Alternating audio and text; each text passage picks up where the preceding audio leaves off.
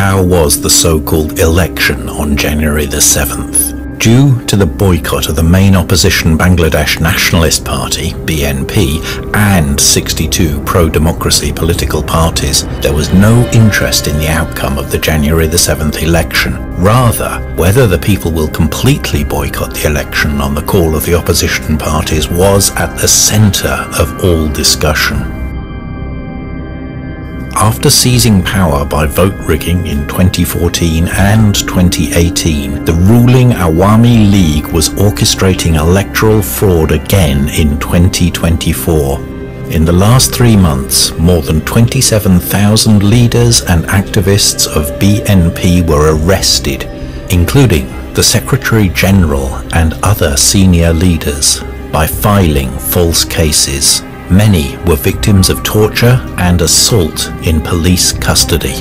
The opposition activists were sentenced using the servile members of the judiciary. The ruling Awami League propped up dummy candidates to ensure fake competition between the ruling party and its other factions, with the aim of making the election look acceptable and participatory to the international community. To showcase voter turnout, state allowances like senior citizen allowance and student allowance were threatened with cancellation unless the recipient showed up at the polling centres and participated in this farce of an election. Government employees and Ansar members were ordered to ensure attendance at polling stations. Awami League did not even hesitate to threaten physical torture or deprivation of basic facilities of gas, water, electricity unless people voted. A staged spree of violence, arson and murders started, creating false competition among themselves. Awami League started blaming the opposition after instigating arson and violence themselves.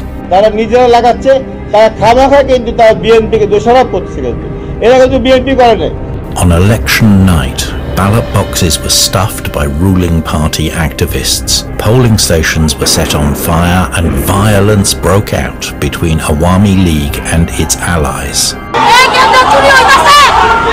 Voters were lured by bribery in a futile attempt to increase number. From the morning of election day, unprecedented response to shun the dummy election was seen among the people. People's resolve for democracy and voting rights could not be swayed by various threats and temptations. Hasina's government was sent a message through silent rejection in boycotting the election. Polling stations were empty all over the country. Dogs, goats and monkeys were seen roaming around.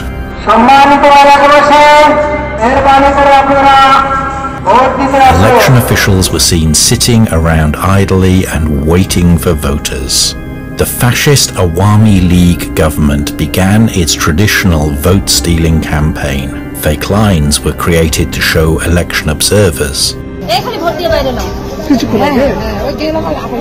Just before foreign observers showed up, the same group of people repeatedly came and stood in the polling line to try and impart an appearance of voter participation. Once the observers left, the ballots began to be stamped by Awami League activists to run up the number of votes cast. The same person cast multiple votes. Children also voted. Far from stopping these irregularities, the Election Commission officials themselves got involved in vote tampering and started preparing the results desired by Sheikh Hasina even before the vote started.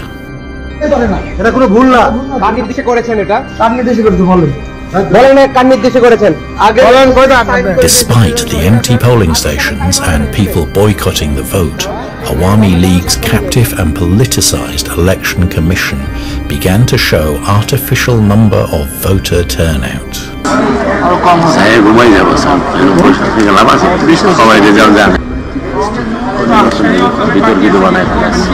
Where the polling rate was evidently way less than 5%, the Election Commission first claimed 18.5%, then 27.15%, and at the end of voting period they made an audacious claim of 41%.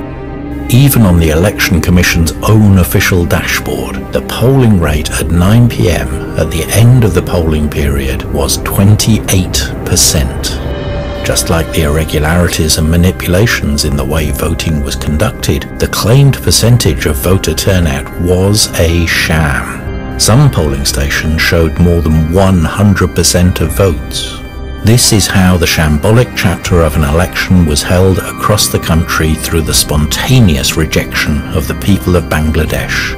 Awami League is forming a one-party parliament with independent candidates elected from within their own party, and the Awami League-controlled so-called opposition Jatiyo Party. Bangladesh now stands at an inflection point. One way is by taking away people's voting rights, human rights, right to a decent life, robbing banks, laundering money, and colluding with the authoritarian world to destroy the economy built by people's blood and sweat. The goal is to establish a one-party regime to ensure their own continued prosperity, not the interests of the people.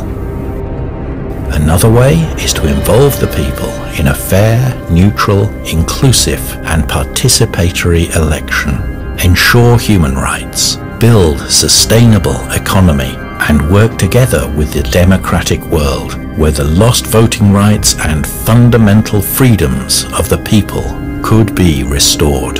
Which path do you want Bangladesh to take?